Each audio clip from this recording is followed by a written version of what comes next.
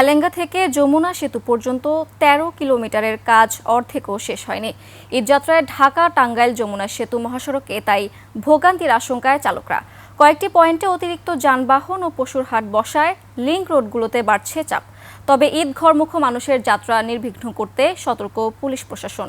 টাঙ্গাইল প্রতিনিধি কাজী রিপনের তথ্যছবিতে desk report. Dhaka Tangail Jamuna সেতু দিয়ে উত্তরবঙ্গের ২৩ জেলার গাড়ি চলাচল করে। ঈদে পরিবহনের চাপ বাড়ে কয়েক গুণ। গাড়ির বাড়তি চাপে এলেঙ্গা বাসস্ট্যান্ডে সৃষ্টি হয় যানজট। একনল অ্যাডভান্সড হাইজিন সোপ, এবার জীবাণু ধুলাবালি ঘাম ক্লিন বোল্ড।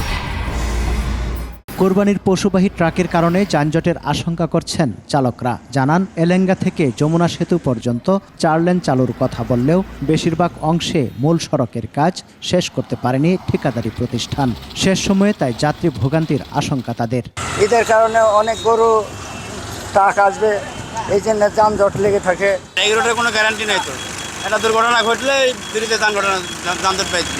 লোকাল গাড়ি এবং গরুর গাড়ি উল্টাপাল্টা চালানোর কারণে অনেক টাইমে এই যানজটটা হয়ে থাকে। প্রশাসনিক ভাইদের অনুরোধ করব, গরু গাড়িগুলো যেগুলো আছে তারা রাত্রে যেন গাড়িগুলো ছাড়ে, দিনের বেলায় রাস্তাগুলো ক্লিয়ার রাখে। সেতু কর্তৃপক্ষ বলছে, ঈদ যাত্রায় ভোগান্তি কমাতে সেতুর 2 প্রান্তে 9টি করে বুথ রাখা সহ যানজট মুক্ত রাখতে সব প্রস্তুতি নেওয়া হয়েছে।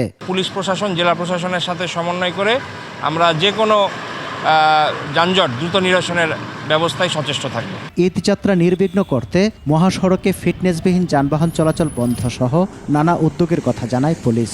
25টি মোবাইল টিম এবং 40টি পিকেট টিম কাজ করবে এবং পাশাপাশি সড়কে যাতে কোনো ধরনের দুর্ঘটনা না ঘটে সেজন্য আমরা প্রতিরোধমূলক ব্যবস্থার পাশাপাশি যদি দুর্ঘটনা ঘটেই যায় তাহলে আমাদের 6টি রেকার এই মহাসড়ককে ঘিরে বিভিন্ন পয়েন্টে অবস্থান করবে। স্বাভাবিক সময়ে যমুনা সেতুতে 24 ঘন্টায় 18 থেকে 20,000 যানবাহন চলাচল করলেও ঈদুল ফিতরে 55,000-এর বেশি পারাপার করেছে। কুরবানির ঈদে এ সংখ্যা 60,000 ছাড়াতে পারে।